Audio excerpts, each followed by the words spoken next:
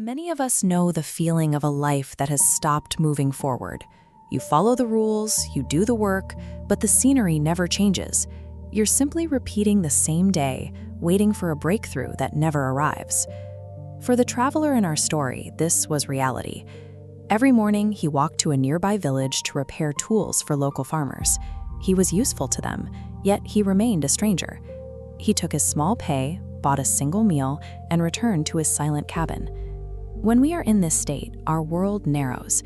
Because there are no new inputs or deeper connections, our internal dialogue becomes a closed loop.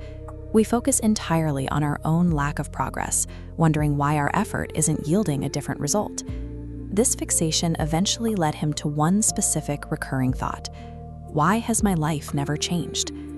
Honest labor provides a living, but it doesn't always provide a way out. Without a bridge to something beyond his own needs, his hard work only served to maintain the walls of his own isolation. One evening, that silence is suddenly broken by a small white sparrow.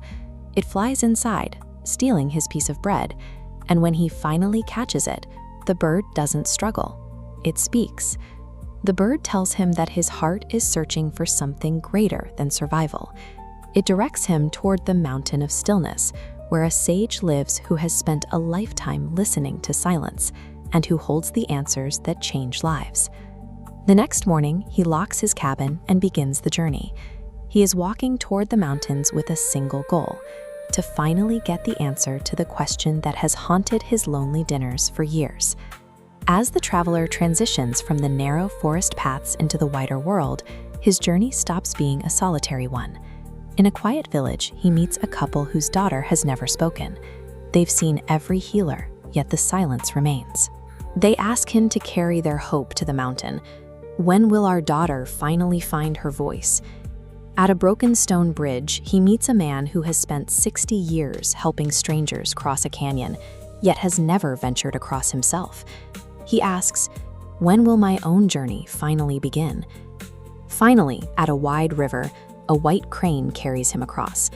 The bird has protected these waters for generations, but dreams of the sky beyond the peaks.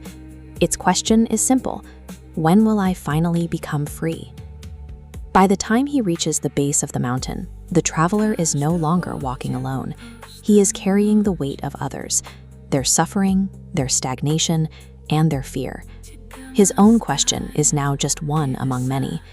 He climbs until the clouds fall away, revealing a grove of ancient trees where the mountain sage sits in absolute stillness. After hours of silence, the sage speaks, but he offers a strict limitation. He will answer only 3 questions today. The traveler considers the 3 promises made along the road.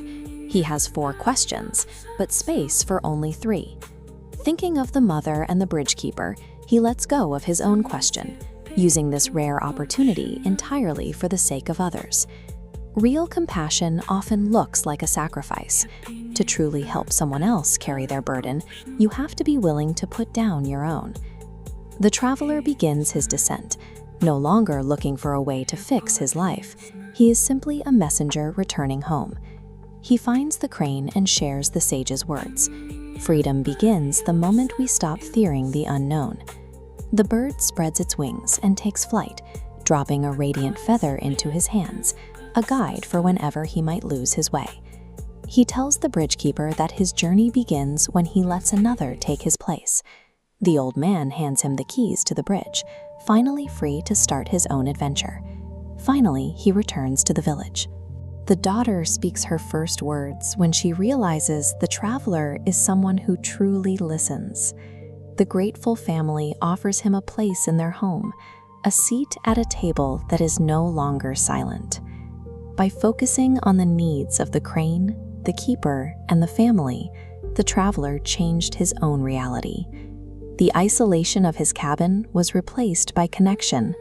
His lack of direction was replaced by a guide, and his stagnation was replaced by a new role in the world. Years later, neighbors would ask him why he never sought the answer to his own question. They wondered how he could be so content without ever hearing the sage speak to his problem. He would simply tell them that he never needed to ask. The moment he stopped chasing his own happiness, life provided it. The very things he wanted, change, purpose, and belonging, didn't come from asking for them. They came as a natural result of helping others find those things for themselves. We don't always transform our lives by demanding more. Sometimes we transform them by becoming more. When we become the answer to someone else's prayer, we often find that our own has already been answered.